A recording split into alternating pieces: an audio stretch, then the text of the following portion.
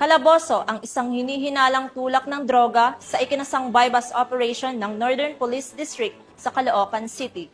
Tinatayang 400,000 pisong halaga ng hinihinalang shabu nasamsam mula sa sospek na ngayon ay nahaharap sa kasong paglabag sa RA 9165. Corporal Abigail Rojas, ibalita mo.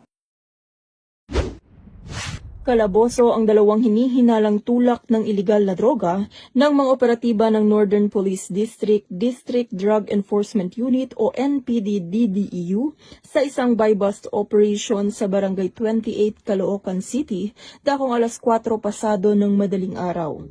Kinilala ng pulisya ang mga nadakip na suspect na sina alias Tetong, 34 na anyos, residente ng Tondo, Manila at Tonton, 41 anyos, isang tricycle driver mula sa Maypaho, Caloocan City. Sila ay kapwa itinuturing na high-value individuals.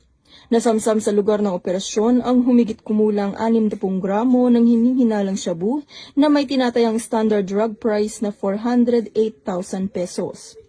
Mahaharap ang mga suspect sa kasong paglabag sa Section 5, 11 at 26 ng Republic Act 9165 o ang Comprehensive Dangerous Drugs Act of 2002. Mula dito sa Metro Manila, ako po ang inyong PNN correspondent, Police Corporal Abigail Rojas, alagad ng batas, tagataguyod ng Balitang Pulis.